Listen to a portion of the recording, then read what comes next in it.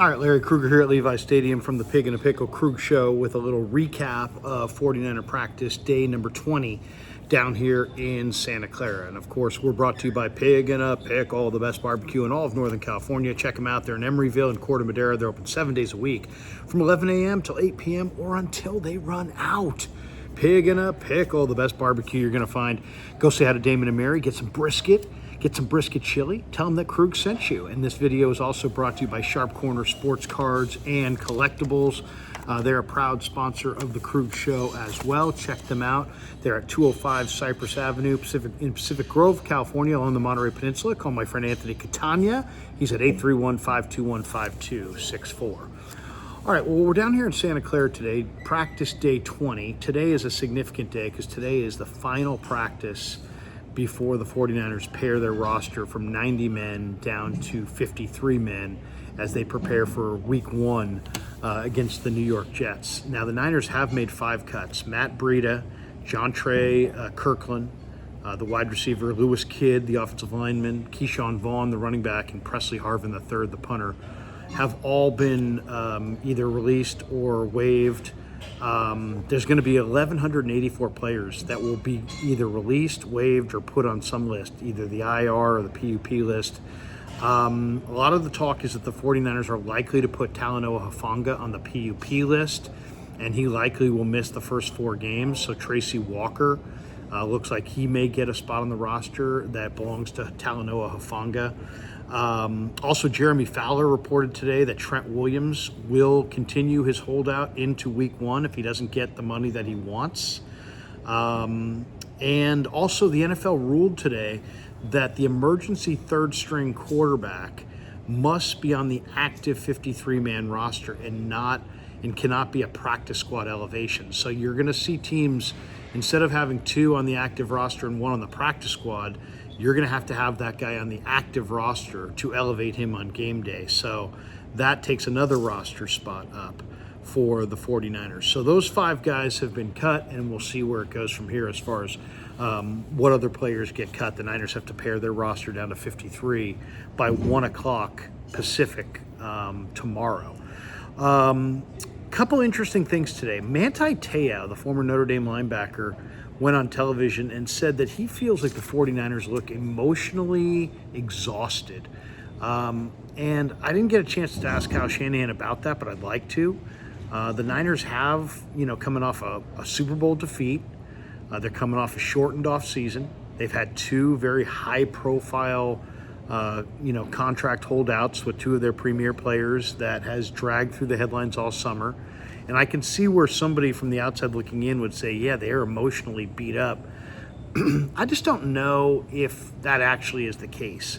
There has been an awful lot of dialogue, an awful lot of discussion, an awful lot of scuttle around the 49ers because of Ayuk's holdout, because of Trent Williams' holdout, because they lost the Super Bowl, because, of Brock Purdy, and because of so many different, parts of the 49ers. The Niners are a star-studded, iconic team. So there's always going to be a lot of talk. Now, the question is it exhausting to them, or are they unaffected by the fact that they lost the Super Bowl? Are they exhausted by the fact that their offseason was a little shorter, or are they fine? Are they exhausted by the fact that, the media's been peppering them with questions about Ayuk and Trent? I don't know.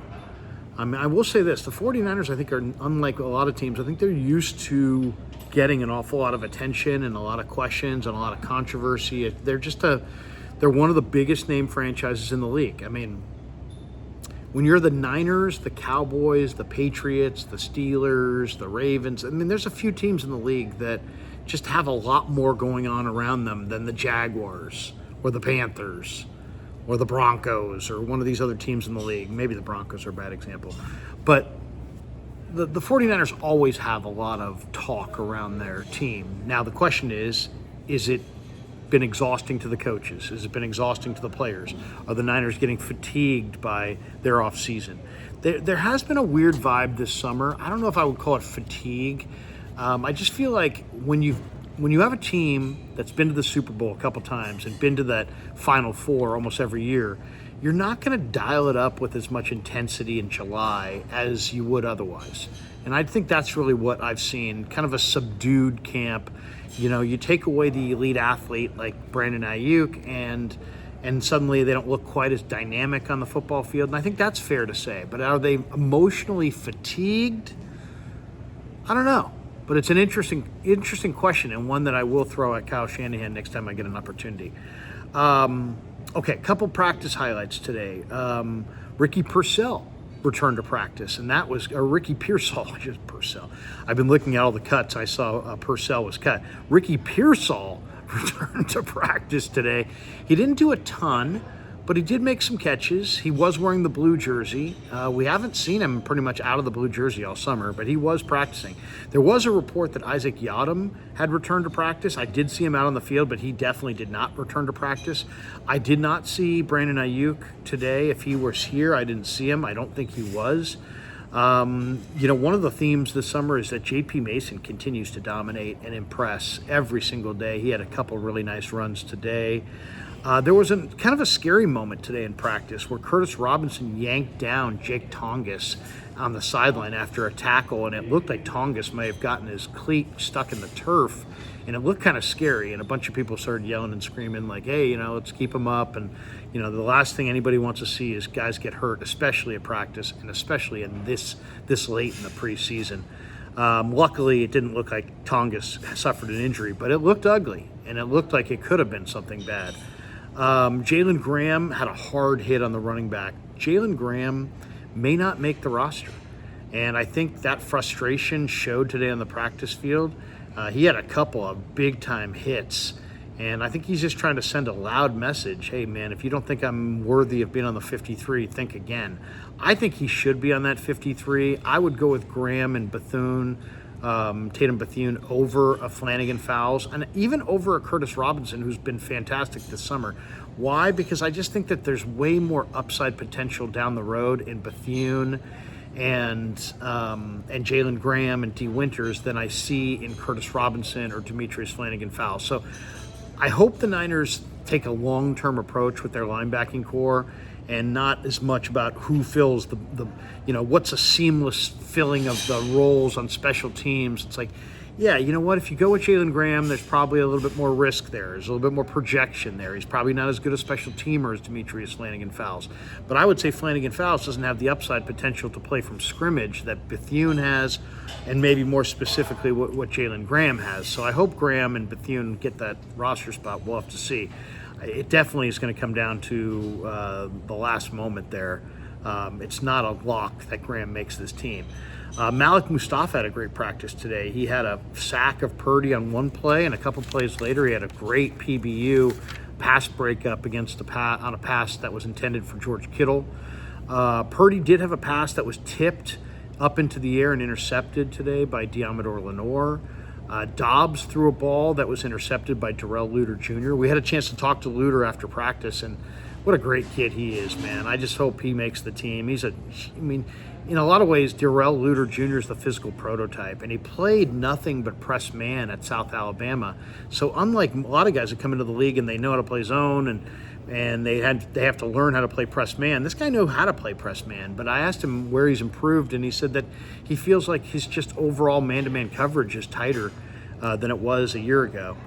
But he had a great interception today in practice of Josh Dobbs. Purdy also, maybe the play of the day today was Purdy on a deep ball. He threw an absolute dime and dropped it in the lap of Chris Conley down the left sideline for an easy touchdown. Just a beautiful play. One of the best deep ball throws we've seen all summer. Jair Brown could have had an interception today. He dropped that interception possibility. Brandon Allen had an excellent ball to Jacob Cowing, where he hit him in stride underneath, and then Cowing made one guy miss, got to the edge, and took it to the house for a touchdown. Great run after the catch right there from Cowing, and it was a beautiful pass underneath by Allen. Patrick Taylor, I thought, had 2 or 3 really nice runs in the game against the Raiders, and he continued that momentum today out on the practice field. He had several nice runs today. And then there was a play late in practice that I thought was impressive. Dobbs hit Trent Taylor across the middle, but it was just an absolute laser. I mean, Dobbs just put it right on him and with a ton of velocity. So that really stood out.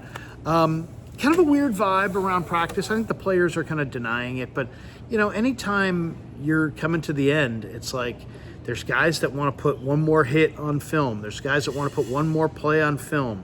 There's an anxiousness to a football team when you know that you've got 90 guys in camp today, and tomorrow at this time you're going to have 53 guys in camp. And it's a business. And Darrell Luter told us after practice, he's like, hey man, we realize it's a business. So they understand the reality. They know what they signed up for, but it doesn't make it any less stark or any less dramatic. And tomorrow is the day that the rosters get paired from 90 to 53. So overall, a real good summer for the 49ers. They avoided significant injuries for the most part all summer. This cut down is going to be really interesting. I hope they've got a great rookie class. I hope they invest in it. There's a lot of good players around the league that have already been cut. I hope they leave a couple roster spots open so they can take advantage of some of that depth. I'd love to see the 49ers add another defensive end, possibly a safety, and maybe a little speed. There's been speculation that Tutu Atwell could get traded. If Tutu Atwell's out there to be traded, I'd trade for him. Tutu Atwell's difference-making speed combined with Ayuk, if he's here, Debo, Kittle, CMC, would make the 49ers all the more dangerous. Especially, you add Cowing, he gives you speed, but a guy like Atwell would even give you that much more. So defensive end, I think, is the one spot that the Niners will be looking to trade for somebody from around the league that gets cut or that, that's about to get cut, or potentially they'll be looking to add somebody at the cut down at defensive end. That is the spot where the Niners are probably thinnest right now, with the injury to Drake Jackson, the relative raw skill set of Robert Beal, the injuries to Leonard Floyd, Yatir Gross-Matos. I mean, the 49ers situation at defensive end is somewhat dire. There already have been a couple of guys around the league that have been cut that are kind of interesting, that I'm sure they're going to probably be looking at. We'll get into a whole list of them later, down the road in the next 24 hours. We'll do a video on some of the guys that are being cut. But every defensive end out there that is either cut or on the chopping block and maybe available via trade, I think John Lynch and Kyle Shanahan are going to explore the possibility of adding a defensive end or two, because they're real thin there. They're really thin at defensive end. They're a little bit thin at defensive tackle. They're a little thin at safety, super loaded at linebacker, super loaded at corner, super loaded at quarterback, super loaded at running back, wide receiver, deep on the offensive line. The one thin spot on the offense is tight end, and a couple thin spots on the defense would be like safety or defensive end, and maybe a little bit to a lesser degree defensive tackle. So I would say, like, one guy that I'm looking for tomorrow to maybe get cut is Isaiah Foskey, who went to De La Salle, played at Notre Dame, really a talented kid. This kid showed up to the Niner Pro Day last year, despite the fact that, he was going in the end of the first or high second round, and the Niners didn't have a pick. So, I think they have interest in him, I'm sure, and I'm sure he has interest in being a 49er and playing in the Bay Area. So that will be a name to watch for in the next 24 hours. If the Saints, who are really loaded with, a bunch of guys on that defensive line, Granderson and others, if they wind up cutting Isaiah Foskey or Peyton Turner, you might see the 49ers try to sign that player, or you could even see them trade a day 3 pick in the 2025 draft to try to get in front of teams in the waiver wire process and just try to trade for a player and skip the waiver wire deal altogether. But I think the 49ers will be on the lookout for every and any defensive end that potentially that's going to shake free here at the deadline. All right, that's going to do it for us. Thanks to Pig and a Pickle for being the title sponsor of The Krug Show. Thanks to Sharp Corner Sports Cards and Collectibles for sponsoring this video. Thanks to all of you guys for supporting The Krug Show on YouTube.